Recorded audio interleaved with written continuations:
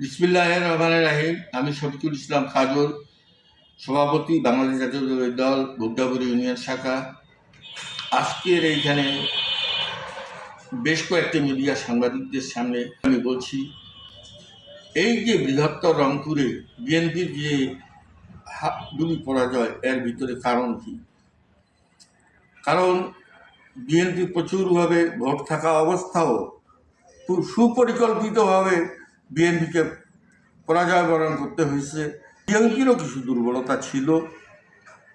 বিএনপিরা বিশেষ করে ডোমারডিমলায় তুহিন সাহেবের বিপরীতে আখন্দি সাহেবকে দেওয়াতে একটু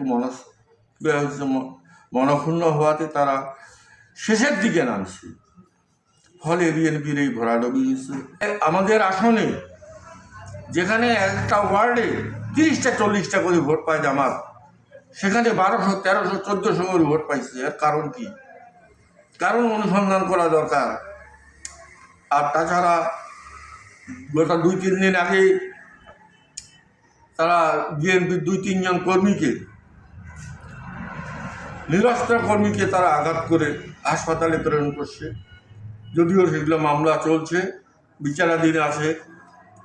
আমার কথা হচ্ছে, এই যে রংপুরের নিষ্ঠুর পরাজয়, এটা আমরা মানিনি বলা।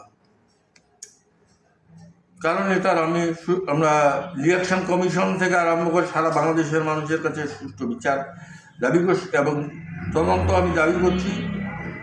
এবং বিএনপি একটি সুসজ্জিত সংগঠন হওয়ার পরও এই অবস্থা হওয়ার কোনো কারণে আমি দেখি না। এর পিছনে আন্ডারগ্রাউন্ড কারণ কি?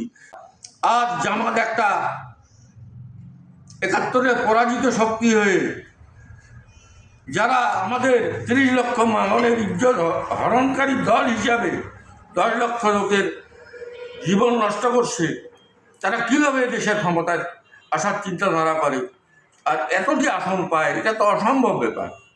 এটাই দেশের মানুষ কোনোদিনে মেনে নিবে না, তাদের সঙ্গে কোনো সমঝোতা মানবে না। এবং হানা ভোটও বিএনপি হানা ভোট মানে না, এবং হানা ভোটের আমরা বিপক্ষে। যদিও আমাদেরকে বিএনপিকে সারা দেশ থেকে হুমকি দেওয়া হচ্ছে হানা ভোট না ভোটে আন্দোলন নামবে, আমরা সে আন্দোলনে মোকাবেলা করার জন্য আমরা সর্বদা প্রস্তুত।